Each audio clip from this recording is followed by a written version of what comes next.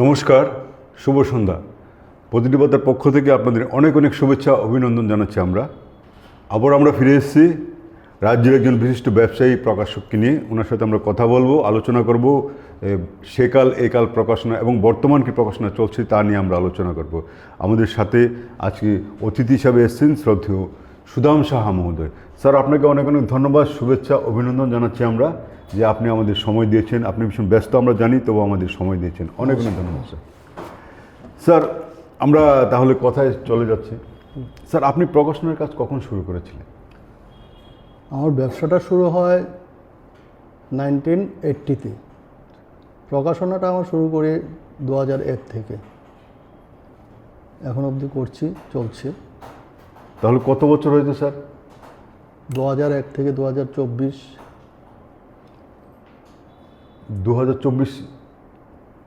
2001 থেকে 2024 অবধি প্রকাশনা করছি আমি। ধন্যবাদ স্যার আপনাকে। স্যার, এই দীর্ঘদিন ধরে আপনি প্রকাশনায় আছেন স্যার। যখন আপনি কাজ শুরু করেন প্রকাশনার কাজে, তখন কিন্তু যে 20-25 বছর হয়ে গেছে আগরতলা শহরে, তখন কিন্তু পরিকাঠামোটা সেরকম ছিল না। না, তখন সেই বর্তমান যে প্রকাশনা, আমাদের 3টা সংগঠন আছেন, তো তার মধ্যে আমরা যেটাতে আছি এটা প্রকাশক এবং পুস্তক বিক্রেতা সংস্থা, publishers and booksellers association. ওইখানে প্রকাশনা হয়, পুস্তক বিক্রিও হয়। তো এখানে যেটা আছে এটার মধ্যে যে প্রকাশনাগুলি ছিল আগে 2080-90 শতকে, তখন ছিল পাঠ্যপুস্তকের উপরেই প্রকাশনাটা ছিল। 95 দশক থেকে শুরু হয় নন টেক্সট, যেটাকে আমরা গল্প উপন্যাস বলি, অন্যান্য প্রকাশনা শুরু হয়। তো সেদিক থেকে পাঠ্যপুস্তকটাই অনেক পুরনো প্রকাশনা, সেই ধারাবাহিকতা এখনো চলছে।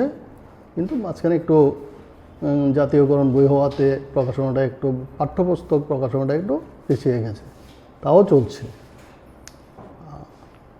তার বাইরে যেগুলি আমাদের নতুন প্রজন্মের যে পাঠ্যপুস্তকের বাইরে যে বইগুলি অ্যাকচুয়ালি শুরুতেই আমাদের শিশুদের, ছোটদের এরকম প্রকাশনা আগরতলাতে গড়ে ওঠেনি এখনও। যেরকম ধরুন কলকাতা টিনটিন, সত্যজিৎ রায়ের, তারপর আছেন নারায়ণ দেবনাথের হাদা উদা, এরকম কমিক্স জাতীয় বা ছোটদের পঞ্চতন্ত্র এই ছোটদের যাদের, এই প্রকাশনা আগরতলাতে এখনও গড়ে ওঠেনি। এটা একটা কমিক্স নিয়ে দেখা যাচ্ছে যে মধ্যে 1-2 জন যেন আছেন, আমার মনে পড়ে অলোক দাশগুপ্ত, উনি কমিক্স নিয়ে করেছেন। তারপরে ত্রিপুরাতে তেমন কেন নেই স্যার? নেই। আমার নজরে মার্কেট বাজারজাত করার মতন কোনো প্রকাশনাই তৈরি হয়নি এখনও। বাজারজাতের মধ্যে আমার নজরে যারা আসেন তারা 2-1 জন প্রকাশক, কিন্তু বই বাস্তবে যেটা বাজারজাত হয়, যেটা গ্রাহক চেয়ে নেয়, সেরকম প্রকাশনা তৈরি হয়নি একদম। স্যার, সেই কালের যে প্রকাশনা ছিল স্যার, সেই কালে আপনার নজর, আপনি যখন ব্যবসায় এসেছিলেন বা এর আগে যে আমাদের ত্রিপুরা আগরতলা শহরের যে পরিস্থিতিটা ছিল স্যার, একটু আপনার চোখে দেখতে চাই আমরা। আগরতলা আগের যে প্রকাশনা বা পুস্তক ব্যবসায়ী ছিল তার থেকে অনেকটা ইমপ্রুভ হয়েছে বর্তমানে। না, সেই কালের দৃশ্যটা স্যার, সেই কালের দৃশ্য তো ছোট গোনা যেত স্যার। প্রকাশক ছিল তখন, হাতে গোনা প্রকাশক ছিল, যেরকম Saraswati book depot, Satyanarayan book depot, Jharna book depot, Sarada book depot, এরকম বাণী বিতান, পারুল প্রকাশনী, ওরা ছিলেন। এরকম হাতে গোনা কিছু প্রকাশক ছিলেন। তারপর 90 দশক থেকে অন্যান্য প্রকাশনা শুরু হয়, অন্যান্য পাঠ্যপুস্তকের বাইরে প্রকাশনা শুরু হয়। যেরকম বর্তমানে জ্ঞান বিচিত্রা, পনমি, অক্ষর, এরকম অনেকেই আছেন। পারুল প্রকাশনী পাঠ্যপুস্তকের বাইরেও তারা অন্যান্য বই প্রকাশনা করেন, আমরাও করি। পারুল প্রকাশনী যে প্রকাশনা করছেন তারা কিন্তু শুধু ত্রিপুরা নয়, ত্রিপুরার বাইরে কলকাতাতে এবং বিশেষভাবে ভারতবর্ষের বিশেষ বিশেষ জায়গাতে ওনারা পরিচিত। ভারতবর্ষের কথা বলতে পারছি মানে দিল্লিতে ওনাদের নাকি আছে? দিল্লিতে শুনেছি, কিন্তু নর্থ ইস্টের উপরে ওদের জোরটা বেশি। একদম হ্যাঁ, নর্থ ইস্ট এবং ত্রিপুরা, পশ্চিমবঙ্গ, পারুল প্রকাশন। পাড়ার প্রবাসী তাদের ভালো। পশ্চিমবঙ্গের মার্কেট তো খুবই ভালো, ত্রিপুরা মার্কেটও ভালো। আর আসাম, মণিপুর, মিজোরাম ওইসব জায়গাতেও ওরা করছেন, কীরকম করছেন সেটা আমি বিশেষ কিছু জানি না, কিন্তু পশ্চিমবঙ্গের মার্কেটটা খুব ভালো আমি জানি। ত্রিপুরার পরেই পশ্চিমবঙ্গ। একদম স্যার। স্যার আপনার প্রকাশনের কী নাম sir? Jayram library. Jayram library. কত বছর হয়েছে স্যার প্রকাশনের? প্রকাশনা 2001 থেকে শুরু করি, কিন্তু পুস্তক ব্যবসাটা আমার শুরু হয় 1980 থেকে। 1980 থেকে স্যার। প্রকাশনাটা শুরু করি আমি 2001 থেকে। স্যার আপনার কি স্যার সেই রাজন্য আমলের প্রকাশনার কিছু চিত্র আপনাকে জানতে চাই, যদি বলেন স্যার। সেই রাজন্য আমলে যেটা আমার নজরে যেটা আছে, ত্রিপুরা দর্পণের একটা রাজমালা বই ছিল স্যার। রাজন্য যুগের, স্যার এটা খুব ভালো বই ছিল। তারপর অনেক ত্রিপুরা রাজমালা হয়েছে, ত্রিপুরা সমগ্র, ত্রিপুরার উপর অনেকগুলি বই হয়েছে। একদম। তার মধ্যে প্রকাশনা পাঠ্যপুস্তকের বাইরে আমার নজরে যেটা আসছে, বইমেলাতে একবার দেখলাম ত্রিপুরা দর্পণের একটা লংথরায় আমার ঘর, এরকম সেই বইটাই দেখলাম বইমেলাতে।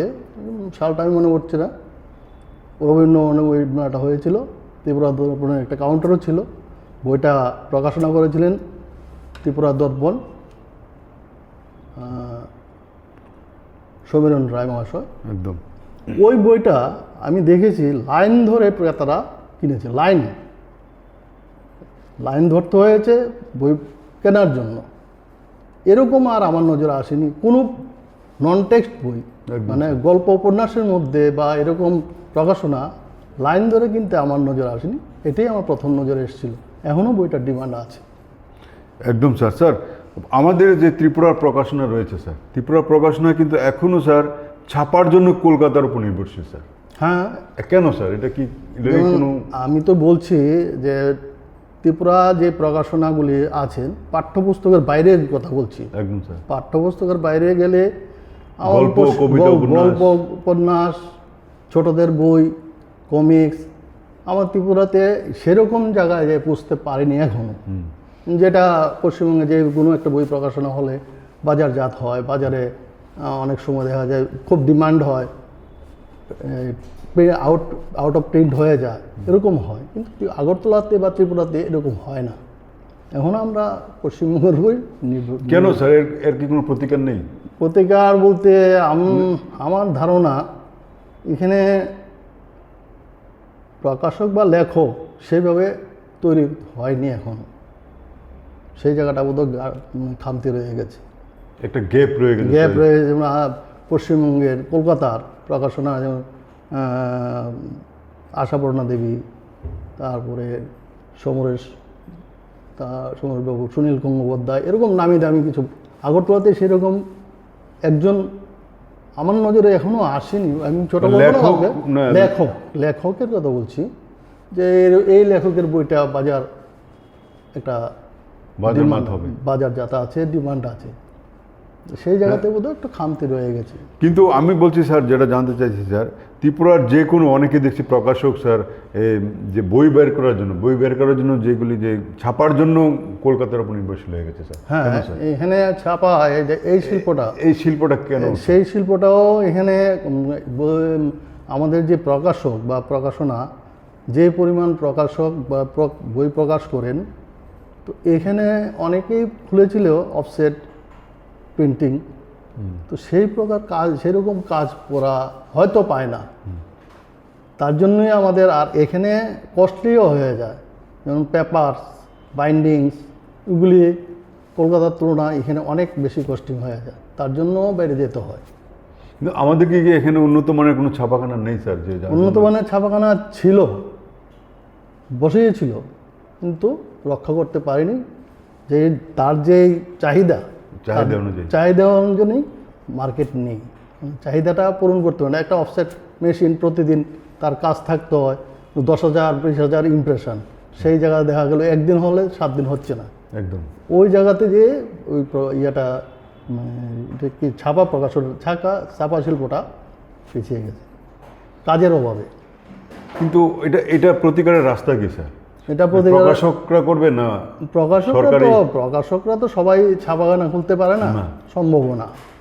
তো সরকার কি করবে? এখানে তো কাগজটা আসবে বাইরে থেকে, স্যার র মেটেরিয়ালসগুলি আসবে বাইরে থেকে, তারপর আছে বাইন্ডিংয়ের এখানে যেই মানে রেট নিচ্ছে স্যার সেইখানেও একটা বড় গ্যাপ থাকে। কারণ হচ্ছে, তার পেছনেও কারণ আছে, কলকাতা বাইন্ডিংখানাতে তাদের যে বাইন্ডিং যে কর্মচারীরা যারা বাইন্ডিং করেন, তাদের যে টাকা ধার মানে দিতে হয়, ধরুন একজন বই সারাদিন সকাল থেকে রাত অবধি কাজ করলে 500 টাকা 400 টাকা দিলে হয়ে যায়।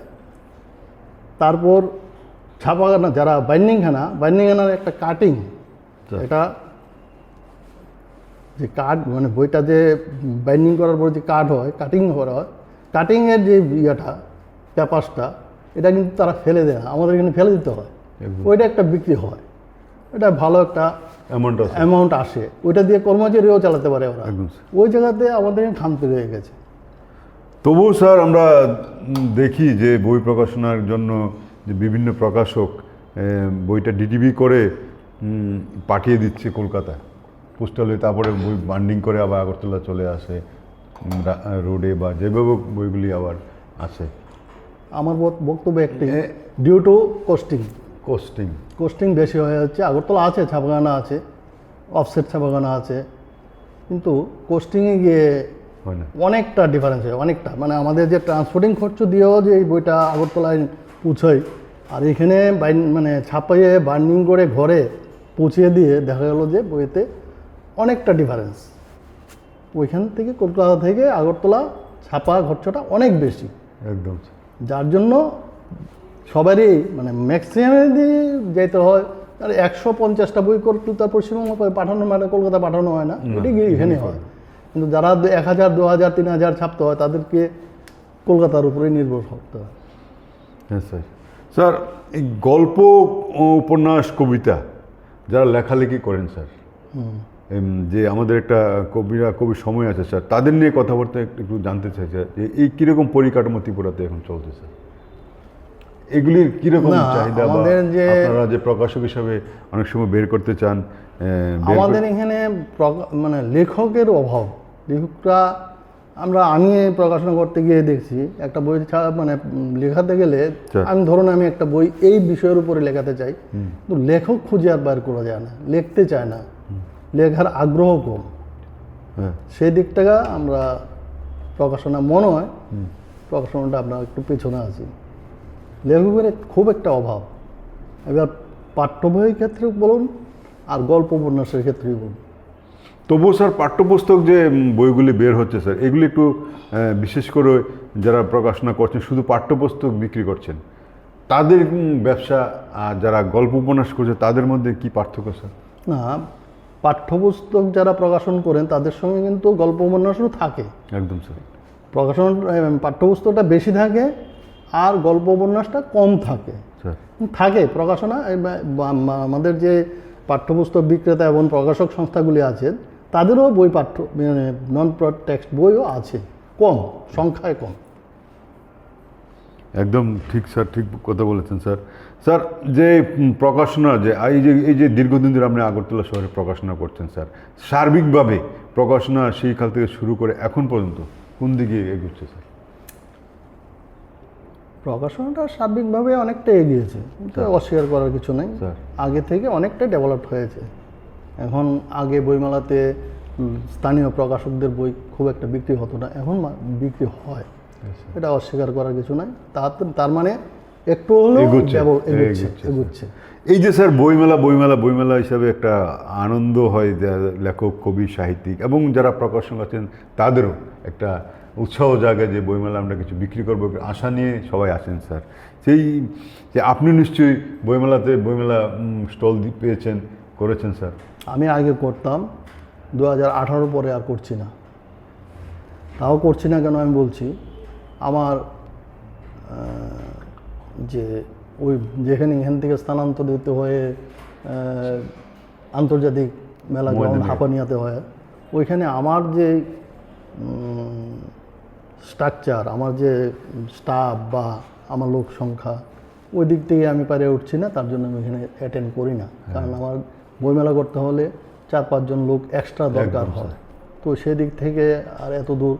আর তারপরও আগরতলা বইমেলাতে যেই সেলটা হতো, আমি যাইনি ওখানে, কিন্তু শুনি আমাদের যে অন্যান্যরা যায় অনেকটাই কমে গেছে, বিক্রি অনেকটাই ঘাটতি। সেই ক্ষেত্রেও আমার যাওয়ার ইচ্ছা থাকলেও যেতে পারি না। ধন্যবাদ স্যার। স্যার, নতুন প্রজন্মে যারা লেখালেখি করছে স্যার, এই কীরকম স্যার আপনি মনে করেন যারা যারা গল্প, উপন্যাস, কবিতা লিখছেন, তাদের লেখালেখি কোন ধারায় চলছে স্যার? আপনি একজন প্রাচীন আমাদের ত্রিপুরা রাজ্যের একজন বিশিষ্ট প্রকাশক, দীর্ঘদিন ধরে আপনার প্রকাশনার কাজে ব্যস্ত। আছে তো এরকম কয়েকজন তো নাম ধান করো প্রকাশক আর এই লেখক তৈরি হয়েছেন, লেখক লিখেছেন।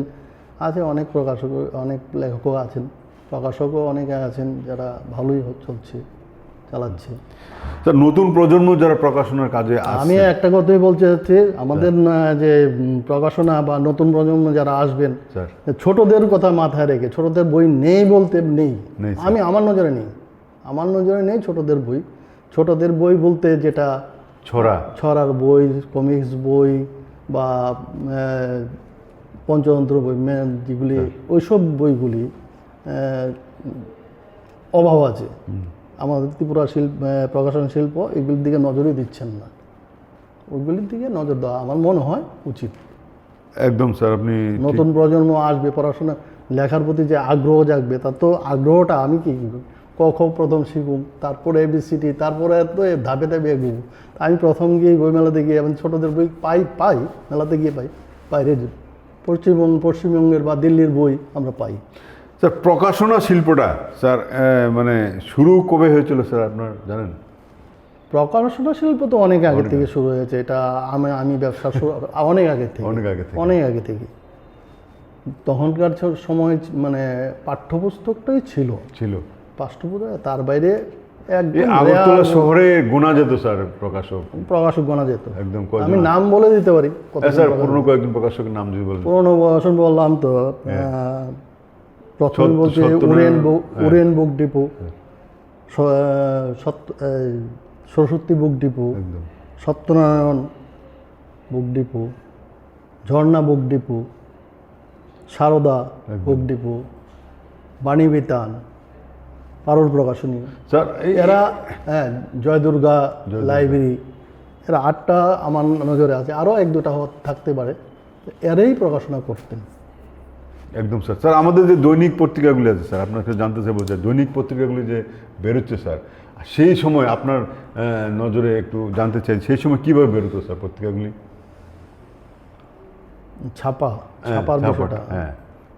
ছাপার বিষয়টা আমার এতটা অভিজ্ঞতা নেই, আমি বলতে পারছি না ঠিক। ছাপা তো লেটার প্রেস ছিল, তখন তো আর অফসেট এইসবগুলো ছিল না। আমরা যখন পেপার পড়তাম তখন অফসেট তো এখানেই করতেন, লেটার প্রেস যেটা টাইপ বসিয়ে করতো, এখানেই হতো এগুলি। আগে তো এগুলি দিয়ে করতো, লেটার প্রেসই ছিল আগে। ছোট এই ধরনের বই বের করতো স্যার, এগুলি ওই লেটার প্রেসে বের করতো, ছোট এখানে না, শুধু কলকাতাতেও লেটার প্রেসই ছিল। আস্তে আস্তে এগুলি অফসেট, ওয়েব এগুলি বেরিয়েছে, বেশিকাল হয়নি।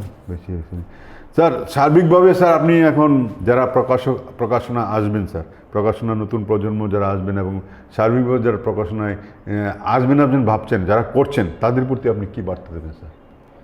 আমি বার্তা দেব, বই প্রকাশের ক্ষেত্রে কাগজ এবং মূল্য, ভালো কাগজ এবং মূল্যটা যাতে একটা ক্রেতা সাধ্যর মধ্যে থাকে, সেই জিনিসটা প্রকাশকদের নজরে রাখতে হবে, মাথায় রাখতে হবে, তাহলেই বাজার পাওয়া যাবে।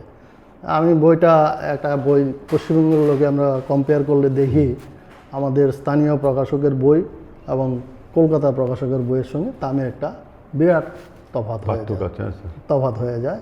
সেই ক্ষেত্রে ওই দিকটা নজর দিতে হবে। শুধু আমি প্রকাশনা করব, আমার কস্টিং এত হয়ে গেছে, আমি এটার দাম মূল্য নির্ধারণ করলাম এত টাকা, কিন্তু ক্রেতা সাধ্য তো দেখতে হবে আমাদের। মার্কেটটাও দেখতে হবে, এবং ক্রেতা কিনতে পারবে কি না, আমাদের রাজ্যের ক্রেতার আর্থিক অবস্থা কি, সেই দিকটাও লক্ষ্য রাখতে হবে। তার জন্য মূল্য নির্ধারণটা একটা বড় ব্যাপার বিষয় হয়ে দাঁড়ায়। একদম মূল্যটার দিকে প্রকাশকের নজর দিতে হবে। এটা লেখকের বিষয় না, এটা সম্পূর্ণ প্রকাশকের বিষয়। স্যার, লেখক এবং প্রকাশকের মধ্যে কীরকম সম্পর্ক হওয়া উচিত যে একটা বই বের থেকে? সম্পূর্ণ একটা পারিবারিক সম্পর্ক হতে হবে। লেখক এবং প্রকাশক দুজনের মধ্যে একটা ভালো সম্পর্ক থাকতে হবে, তাহলেই বইটা যে প্রকাশ হবে, বইটার যে সঠিক কাঠামো দুজনের মধ্যে যদি থাকে, তাহলেই বইটার মান বাড়বে। একদম স্যার। স্যার, প্রকাশক যারা বই বের করছেন স্যার, আগে থেকে যে প্রকাশকরা বই বের করছেন, কখনো গল্প, যারা শুধু গল্প বের করছেন অনেকে দেখছি স্যার, কোনো পাঠ্যপুস্তক না, গল্প। এটা এত বললামই আমি। একটা প্রকাশনা আছেন যারা পাবলিশার গিল্ড, ওরা পাঠ্যপুস্তক করেন না, ওরা শুধু গল্প উপন্যাসই করেন। বা ত্রিপুরার উপরে, ত্রিপুরা সাংস্কৃতিক, ত্রিপুরার রাজন্য যুগ, এসব নিয়ে বই প্রকাশ করেন। পাঠ্যপুস্তক একটা অংশ আছে যারা শুধু এইসব করে যাচ্ছেন স্যার। স্যার, স্যার আমার একটা মনে জেগেছে, একটা কথা জানতে ইচ্ছে করছে স্যার। আমার একটা বই ধরুন 100 টাকা দাম হয়েছে স্যার, এটা কি স্যার পেপারটার উপর ডিপেন্ড করে না? না, এটা কাগজে তো, পেপারটা তো ভালো কাগজ। না, এটা মূল্য নির্ধারণটা হচ্ছে 3টা দিক নিয়ে। স্যার, প্রথমটা হচ্ছে লেখক, তার ওনার পারিশ্রমিক, তারপর হচ্ছে পেপার, তারপর হচ্ছে ছাপা, তারপর হচ্ছে বাইন্ডিং। এই 4টা যোগ করে আমার দেখতে হবে এটা যে কস্টিং কত আসছে। এবার আমি আমি রিটেল করব না, আমি একটা মানে কোনো বুক সেলার মাধ্যমে বিক্রি করতে হবে। আমার ঘরে আর সপ্তাহ একজন কোনো প্রকাশক নিজে সেল করতে পারে না, তার বইটা বিভিন্ন সেলাররাই বিক্রি করে, তাকে একটা কমিশন দিতে হয়, সেটাও এটার সঙ্গে যোগ করতে হবে। তারপর আমার প্রফিটটাও এটার সঙ্গে যোগ করতে হবে, পরে কস্টিংটা করতে হবে। আচ্ছা স্যার, এই ভালো কাগজ, খারাপ কাগজ, একটু কম দামি কাগজ, একটু দামি কাগজ, এর উপর ডিপেন্ড করে না মূল্যটা? হ্যাঁ, 100%। এই তো 100%।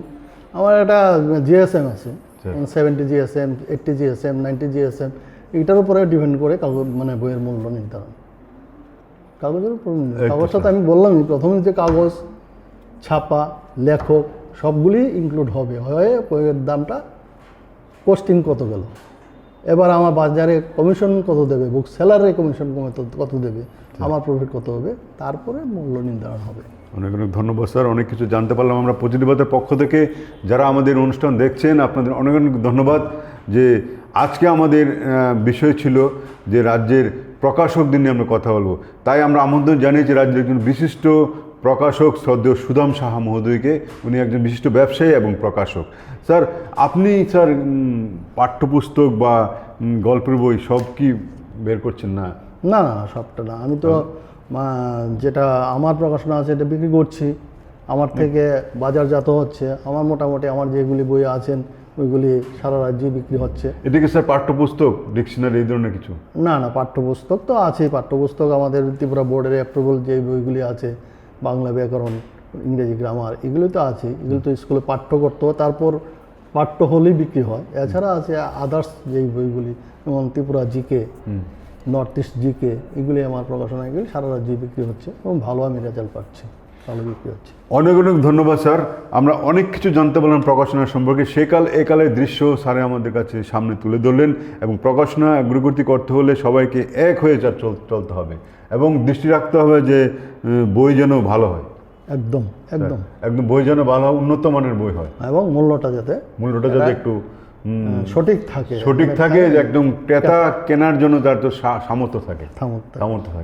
ধন্যবাদ স্যার আপনাকে অনেক অনেক ধন্যবাদ স্যার, আমাদের সাথে সময় দিয়েছেন, এবং আমাদের অনুষ্ঠান যারা দেখলেন আপনাদেরও অনেক অনেক ধন্যবাদ, শুভেচ্ছা। আমরা এখানে অনুষ্ঠান শেষ করছি, সবাই ভালো থাকবেন। স্যার, আপনাকেও ধন্যবাদ, সময় দিয়েছেন। নমস্কার, শুভরাত্রি।